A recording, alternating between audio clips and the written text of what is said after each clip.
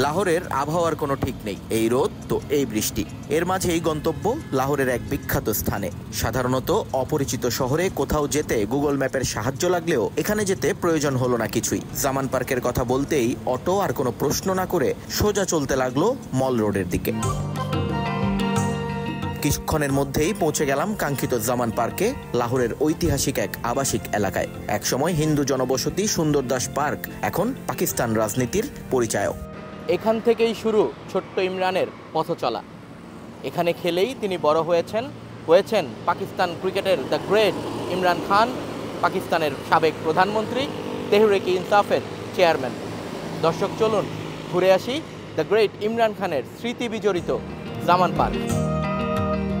ছোট্ট সরু গলি ধরে এগিয়ে যেতেই চোখে পড়বে ছোট ছোট সব দোতলা বাড়ি, ঠিক তার মাঝে সবুজ মাঠ, বিখ্যাত জামান পার্ক ফিল্ড, যেখানে খেলেই বড় হয়েছেন ইমরান খান, মাজিদ খান, বাজিদ খান সহ পাকিস্তানের প্রথম শ্রেণীর কয়েক জেনারেশন ক্রিকেটার।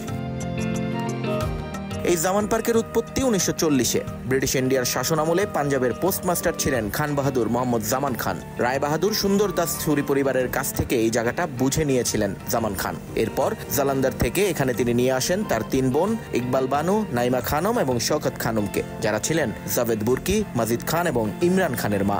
সেই থেকে লাহোরের এই আবাসিক এলাকা পরিণত হয় পাঠান বাড়িতে। এখানেই বসবাস শুরু করেন ইমরান এবং মাজিদ খানের পরিবার। এই মাঠে খেলেই বড় হন তারা, নেতৃত্ব দেন পাকিস্তান ক্রিকেট দলকে। পরবর্তীতে এই পরিবারের আরো সদস্যরা এসে যোগ দেন জামান পার্কে। তৈরি হয় আজকের আবাসিক এলাকা, যার পুরোটাই ইমরান খানের পরিবারের সদস্যদের বসবাস। ইতিহাসকে পেছনে রেখে এবার সামনের দিকে এগিয়ে চলা। ছোট্ট ছোট্ট বাড়ির ভেতর বাইরে আভিজাত্যের নিদর্শন ঠিকরে পড়ছে। ইমরান খানের বাড়ির সামনে যাওয়ার আগেই চোখে পড়ল লাল ইটের এক বাউন্ডারি দেয়ালের। খোঁজ নিয়ে জানা গেল এটাই গ্রেট মাজিদ খানের বাড়ি। সাধারণত ইসলামাবাদেই থাকেন তিনি, তবে চ্যাম্পিয়ন্স ট্রফি উপলক্ষে ম্যাচ দেখতে এসেছিলেন এবার কয়েকদিনের জন্য। একটু এগোতেই দেখা গেল ব্যারিকেডে আটকানো, নিরাপত্তার চাদরে ঢাকা একটি বাড়ি। কথা বলে বুঝলাম এটাই ইমরান খানের বসতি। এখানেই কেটেছে তার শৈশব, যৌবনের ক্রিকেটের উদ্দাম দিনগুলো। এখান থেকেই তিনি হয়েছিলেন পাকিস্তানের প্রধানমন্ত্রী। আবার এখান থেকেই গ্রেফতার করে নিয়ে যাওয়া হয় তেহরিক ইনসাফের চেয়ারম্যান দ্য গ্রেট কিংবদন্তি ইমরান খানকে। নিয়ন মোহাইমিন, সময় সংবাদ, লাহোর, পাকিস্তান।